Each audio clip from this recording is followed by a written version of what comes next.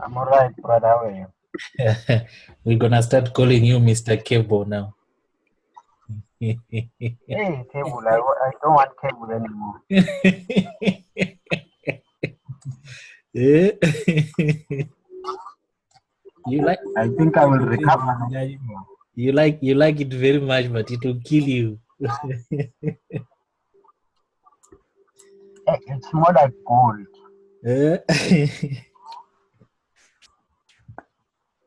It's more like gold. Gold has some problems too.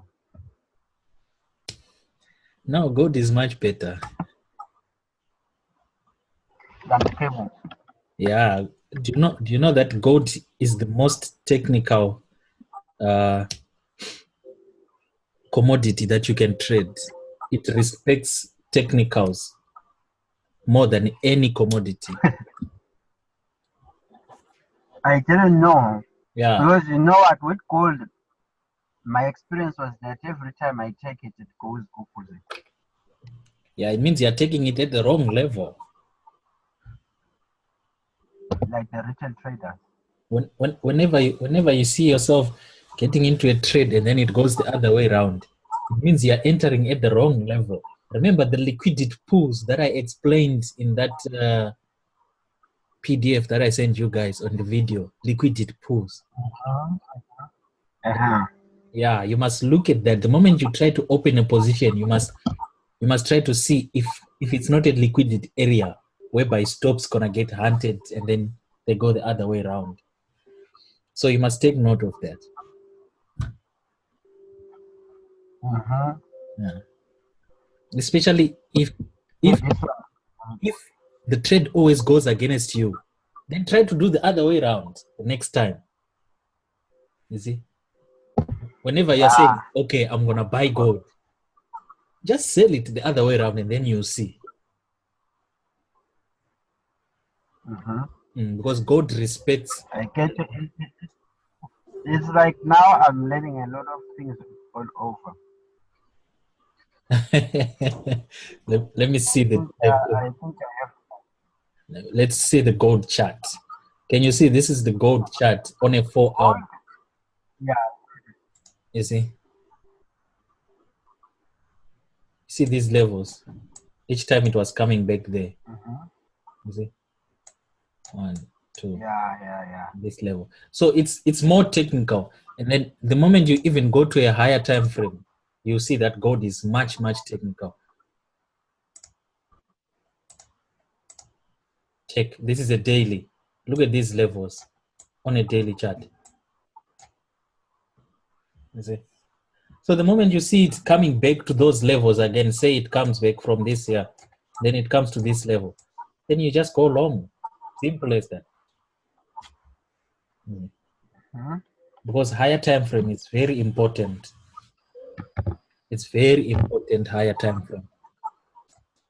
It can do whatever. I've just learned that now that I have to, like, if you use more of the time, you get to see things clearer if you use a higher time frame.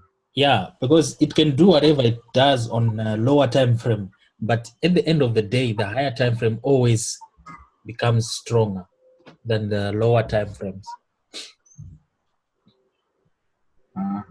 Yeah, you see, like now. Yeah, but then that's very bad for me. Yeah, because now gold, just from this chart that I've opened, I haven't done an analysis on gold days yet, but you can even look at it. You see here, it's hunting for this level here, the 1240 level. It needs to go. You see this level here, it has to retest here. Yeah, gold has to retest this level before it even starts thinking of coming down back here to the 1200. Yeah. Anyway, let's look at. You said we must look at the cable. I don't like the cable. I just want to know how it will react after, but I'm not going into it again. Okay, this is the cable. Now, maybe. You see, the problem we have with the cable, right, is this guy. That bearish candle is our problem on the cable. That last, the Thursday bearish candle, that's our problem. Nothing else.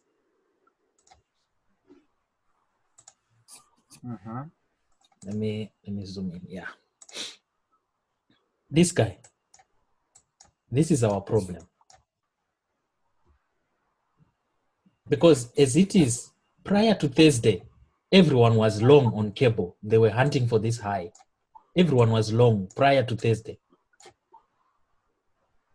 But the moment that Brexit minister resigned, look what happened. It tumbled. Just because of someone resigning from his post because of the Brexit issues, the market tumbled. So now, what if you're going to trade the cable? If you're going to trade the cable, I suggest you do it on a smaller time frame, say like 1 hour. You see, you drop down to a 1 hour time frame, and the levels to take note on the cable on 1 hour time frame are these levels here. Let me mark them for you. We've got the 130, this level, and we've got the 120, 128,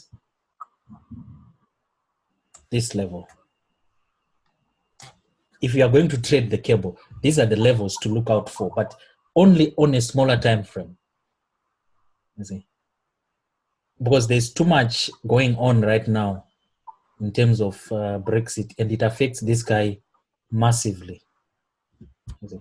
So the only way you can trade the cable, from my perspective at the moment, is from these levels here. The moment it retests here, you go short. The moment from where it is now, you have to wait for it to come here to the 127,800 level for you to start looking for bullish evidence to go long. See? Long positions from the 127,800 level on the cable are much ideal, and then short positions from the 130,400 level are ideal. Anything other than that, it's best to wait for the market. You wait for the market.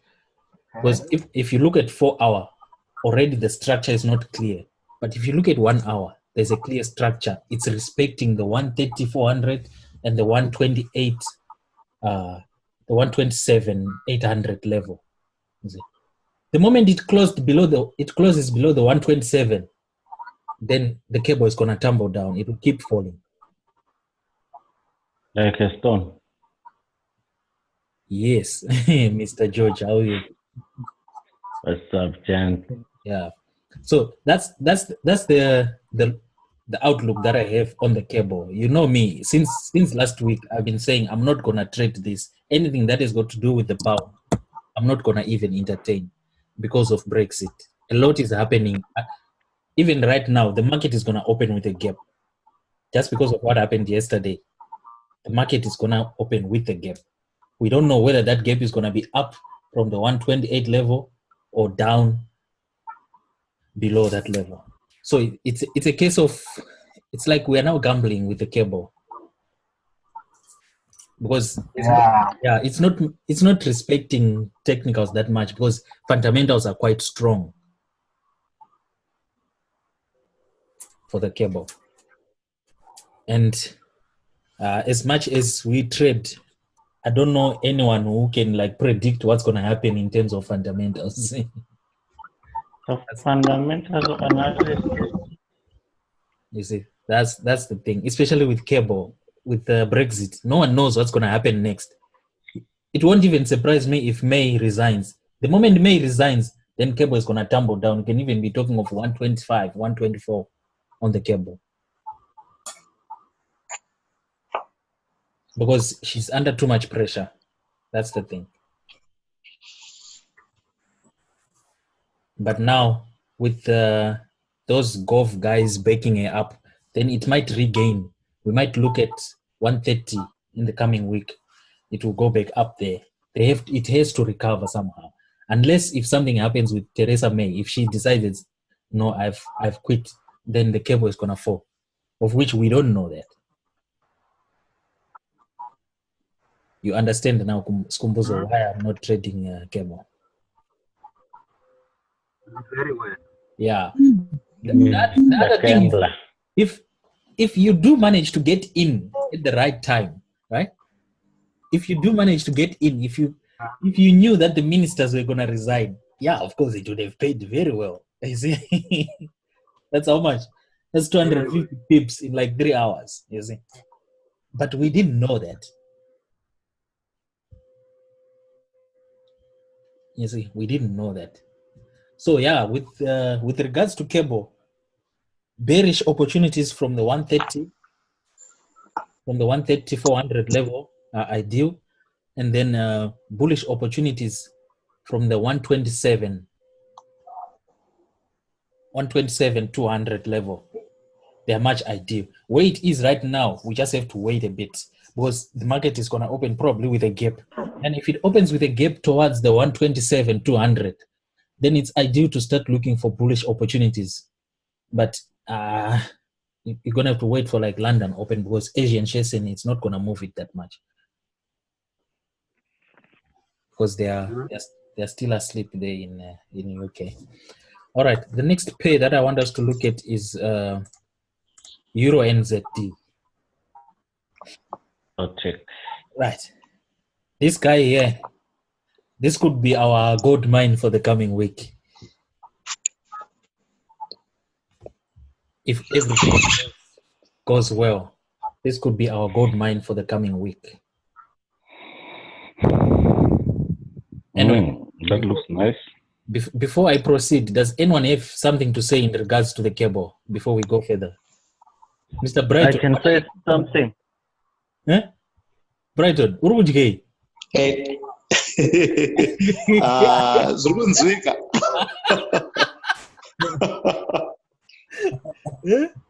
Yo, I thought I'm on mute. My God, I can even see you. You're busy chewing. I can even see you. Dude, seriously? It's serious. Oh, that's okay. Sorry, guys. Yo. Pap and milk. I'm having pap, right? Yo. Yeah. Anyway, before we proceed, does anyone have something to say in regards to the cable? I can say to my cousin, stay away.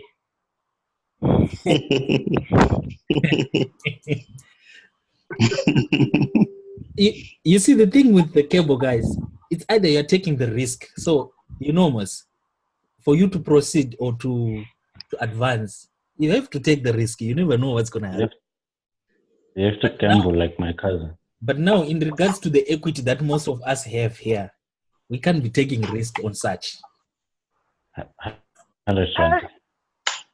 Because we're gonna get wiped out. You get margin calls instantly. Like someone I know. Nah, George, it's enough, man. Don't you think so? Huh? All right, let's look at EURNZD. This is EURNZD, guys.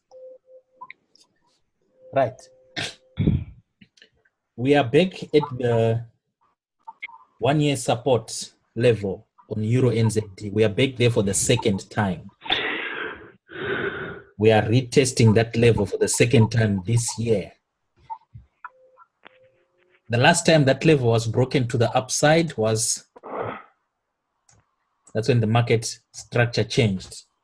That was probably October 2017. Almost same time last year, this time, that's when it broke the level where it's at.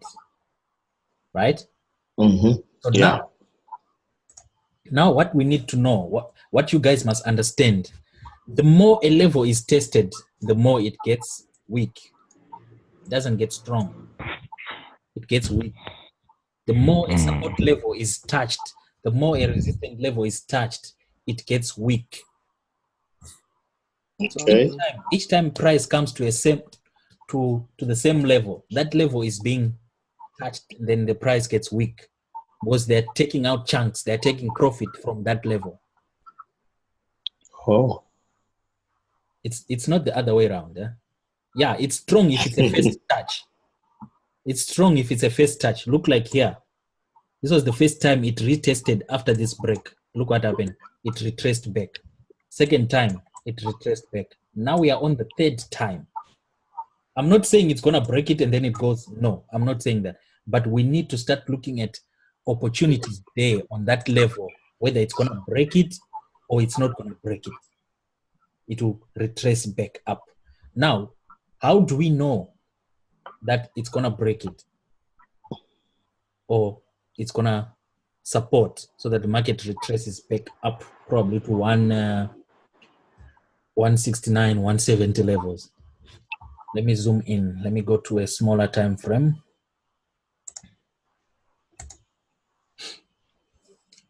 Right. This is H4.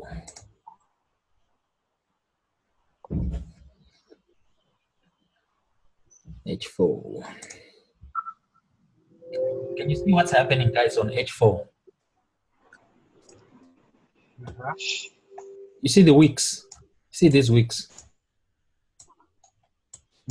They tell a story. Momentum is dying down. Unlike here, can you see here? Compared to here,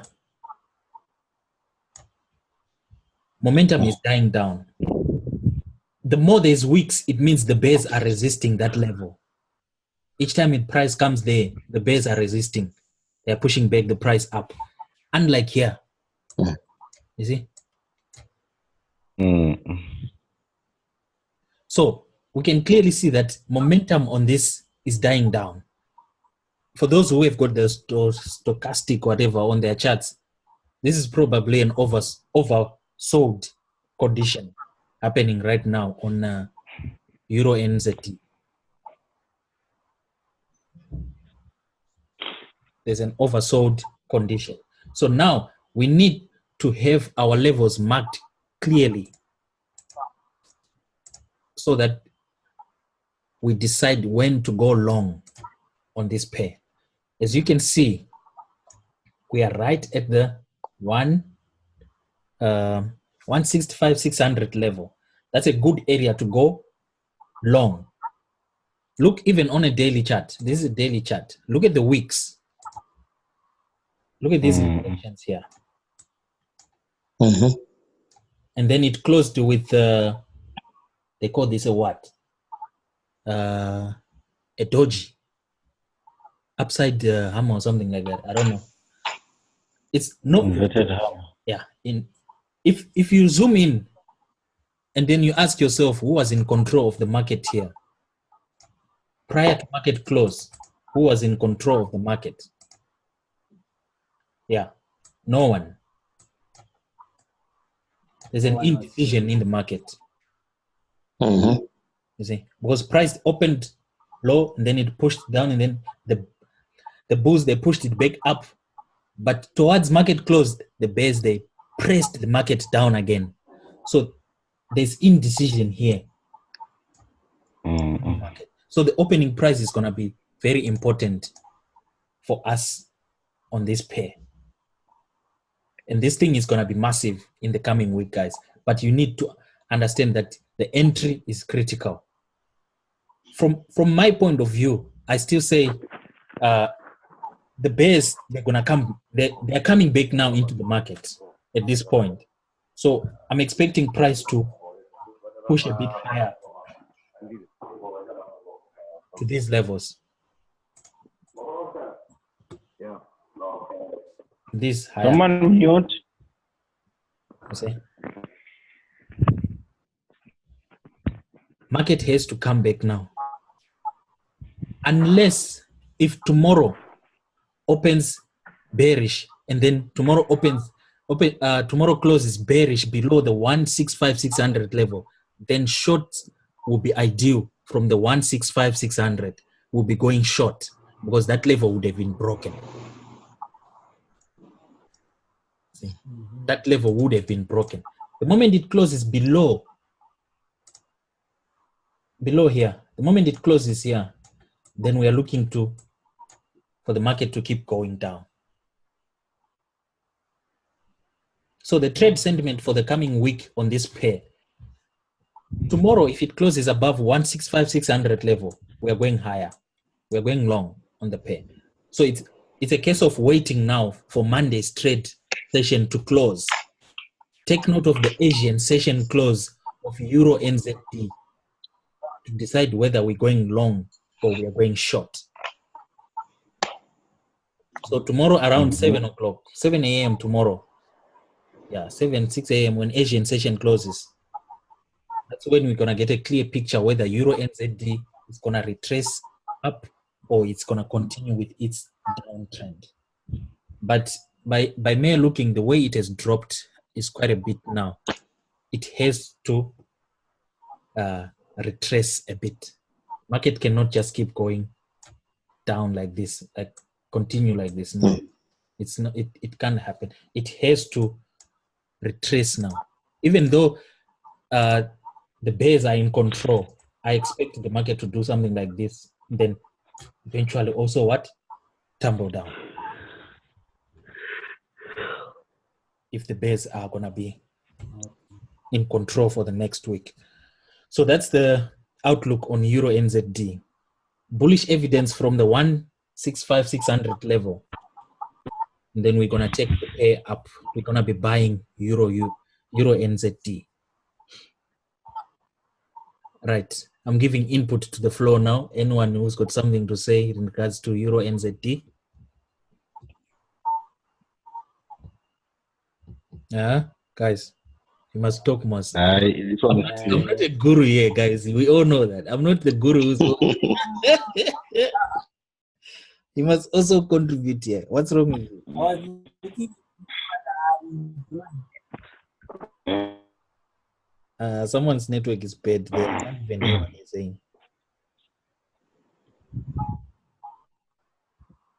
Hello, can you hear me now?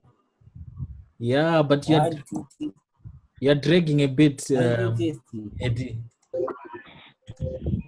Your voice is dragging a bit. You can't really hear what you're saying. I'm not. Yeah? My network, maybe, you know, my internet, this time of the month, it goes down. This time of the month, my internet is not as good as it's forward. Okay, so what are you saying?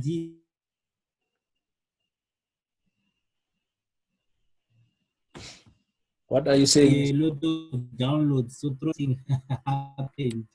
Saying that I looked at this, saying that the pattern was so interesting, but I didn't know the fact could be that the more the resistance, the support is being touched, the more we are eating. And now my confidence is running dry. But I think it's gonna be a bullish next week. This one. If you go to week, go to the week one. Week one. Time frame. There we go on the weekly time frame. Yeah, we can see it. Support. You say this one. It has been touched. I think twice, once or twice since the breaking. It's been touched 1, 2, 3. Yeah, it's the same. It's been touched once. Then, but the candlestick indicates that the still is very strong, bearish. I'm not sure how correct, but the structure of the candlesticks are still showing that it's still very strong bearish. Right. I don't know which pair we did last week that had two very strong bullish candles. Which pair was it when we were talking about the three white soldiers from last week? Which pair was that? Anyone still remembers from last week? Was it not USD card? Huh? Was it not USD card? Let me check. I think it was NZD. Right. There we go. It's USD card. Yeah, USD card. Right. Can you see the same thing happening on what happened on US? Last week we had only these two, right? Last week we had only those two, if I'm not mistaken. Yeah, we had only those two. And then I think prior to Monday or Tuesday, I sent a message to say, guys, can you see now the 3 white soldiers are complete on USD CAD? I think, George, you were the one who replied to say the black something. I don't know what you replied back when I mentioned this in the channel on the call. The white soldier. Yeah. The 3 horsemen, I mean. Exactly. Now, can you see what happened after that? We started, this was a very strong bullish movement, right? And then if we go back to our Forex 101, the 3 white soldiers, what do they... Why do I keep on calling them the 3 horsemen? If we go back to our Forex 101, we know what these guys mean, right? They portray a change in the market structure. It means the market structure is about to change drastically. Now, look what happened after those 3 white soldiers, market turned down. So now, we apply the same principle on EURNZD. Look at the weekly. We have had our, but now when they're bearish, they're called the 3 white, I think crows or something, if I'm not mistaken. When they're bearish patterns, they're not 3 white soldiers. Let me check quickly what they're called. 3 white. The 3 vultures. Huh? The 3 vultures. 3 vultures. I call that. Right. When they are bearish now, they are called 3 black crows. When they're bearish, when it's with the vulture. when it's a bearish pattern, they're called 3 black crows. You see? See, guys, like, yeah. And these guys, they predict a reversal in the current I don't know, current or downtrend. The current structure. They predict a reversal in the current downtrend. So basically, we have to apply the same principle here. Look at our 3 black crows. 1, 2, 3. So we expect this week to going up. Yeah. If this momentum is going to be kept, market has to retrace somewhere maybe 50% of this guy here, and then eventually it has to come down. If this momentum is going to be kept, it has to retrace a bit, because I don't expect to see a 4th bearish candle like this here. No. The 4th. Yeah. 4th black crow. Yeah, to see a 4th like this, can you see that market structure doesn't even make sense? Even if you look in history, you go back in history, that market structure doesn't even make sense. You see, it last happened here. That's when they broke that level also. Can you see? So, yeah, it can happen, but look, that was 2015, the last time it happened. 2015. Yeah. 2 years data, sometimes it won't make sense to the current structure of the market, because that data is now old. You see? So we need to look at current data. You see? We need to look at current data. So yeah, we are expecting bullish evidence from there. We are looking to go long. Yeah, for those who are strong, for those who are good at risking, you can place your pending orders now, your buy orders, but you might be stopped.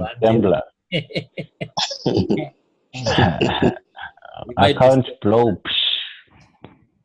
Okay, quickly, we've got 10 minutes left. The other pair that I want us to look at is AUDUSD. This guy. Right. AUDUSD. I've got 2 price levels that I'm interested in on this pair. The 7.3 73300.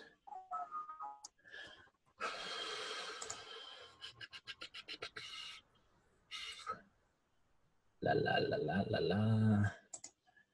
73.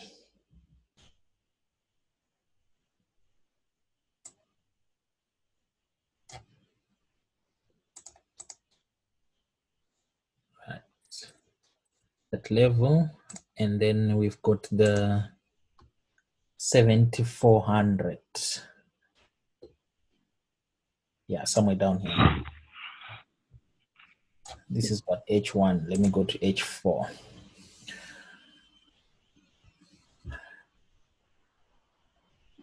When you look at AUDUSD, let me go to D1. We've got this level here. They were broken on Friday. The price couldn't hold. The price didn't hold those levels. That's this guy and this guy. They didn't hold. Market eventually pushed up and then it broke.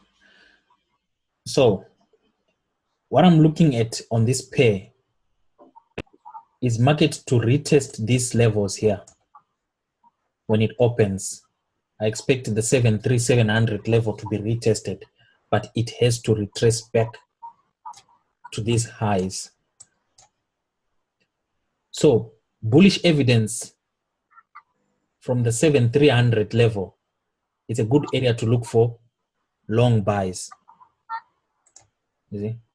It's good to look for long buys, for long opportunities from the 7300 level, because market structure has changed on AUDUSD. Market is now bullish on AUDUSD. Shorts are no longer ideal. Shorts are only ideal from the 73400 level or 73700 level. That's when you can decide to go short. Or if market keeps on going up to this level here. What price level is this? Let me see. This, let's say 7400. The 7400 level is an ideal place to go short. But now for market to get there, that's already probably maybe the whole of next week for it to get to that level. So long opportunities are ideal on AUDUSD. We're looking for price to go up there. But you must take note of this area here, because tomorrow it can probably open like this and then it retraces back. You see, as you can see, the market performed very well last week. The whole of last week it was a uptrend, except for only, I think, Monday. This was Monday. Only Monday was bearish. Tuesday, Wednesday, Thursday, Friday, market was going up, because the dollar recovered a bit. You see, the dollar recovered. The dollar wasn't weak last week. The dollar was very strong. So now I'm looking for the dollar to continue its strong recovery on AUDUSD. Across all pairs, dollar should recover a bit. Even if you look at USD CHF, USD CAD, dollar is recovered. Market is turned. So the same, I'm expecting the same to happen on AUDUSD. There's a very strong bullish momentum right now. Even if you look at weekly, we've got a strong bullish. It even closed without a wick on top. You see, when market closes without a wick, when market is strong bullish and the candle doesn't even have like a wick at the top, that's a strong sign that market is going higher. Can you see last week's close? Last week's close, there's hardly a wick here. Yeah. You see, that means momentum should push up. So I'm expecting the coming week to push all the way up into this area here. The coming week, market has to push up. Take the bears, they tried to push it down last week, but they couldn't hold it. Then market went all the way high. You see here, There's like absolutely no wick. It's there, but it's a very small one. Market kept on going higher. Look at this guy, higher. But the moment there's like a wick, you know that that's rejection. You see, the longer the wick, the stronger the rejection. Look here. The longer the wick, the stronger the rejection. You see? Yeah. But now, if you look at these two here, we had long wicks, but the first candle, it had 2 long wicks both sides, but the main candle's body is strong. That means bullish. You see? I don't see this happening here. This coming week that we are going in now. I don't see what happened here happening here because of here, the close of Friday, close of last week. So bullish trades are ideal on AUDUSD, but from which level? You're looking at from the 7. Let me zoom in so that you can see. I only have got 3 minutes left, guys. That's the 7,300 level is also good because I expect market to retrace a bit. Let me go to H1. You see this swing point here? I expect market to retrace a bit, probably to the 38% level, you see, which is the 7,300 level. And then market should continue with its uptrend. Market has to retest this level here. Yes. Before it shoots back up. Because even if you put your fib levels from the lowest point of last week to the highest point of last week, you put your fibs, you check your retracement levels, 50% level will be good for entry to go long. But now, the moment we go to the 50% level, it means this level would have been broken, this support level, which is not ideal now because market can keep falling down. So the 38% level, it's a good area to look for bullish patterns at the 38% retracement level because market has to retrace. It can't just keep going up, up, up. There's need for the market to breathe a bit, to retrace. Because even if you see here, can you see? Let me zoom in quickly. Institutional selling was happening, enticing people to go short, and then eventually the market goes up. You see here, there's institutional selling there. You see, if we jump down to even a smaller time frame, that's when it becomes clear. Because you're gonna see, you see.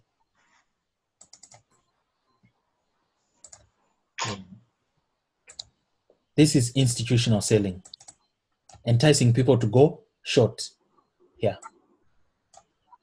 But eventually the market shoots up.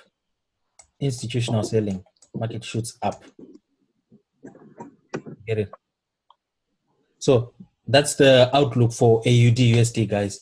We have to look at the retracement on the, I think it's, where was I? H4.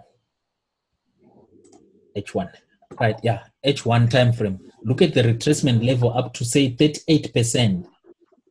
50% is ideal, but it's tricky because it would have broken that strong resistance level if it traces back to 50%. So, any questions, guys? Oh, my time is already up. I'm gonna have to restart again. If it cuts, you must rejoin again, guys, because time is already up. So you must rejoin again, then we can discuss a bit. Because this Zoom thing only give us like 45 minutes free. So 45 minutes is up, so it's gonna cut now, but just rejoin quickly for like 10 minutes and then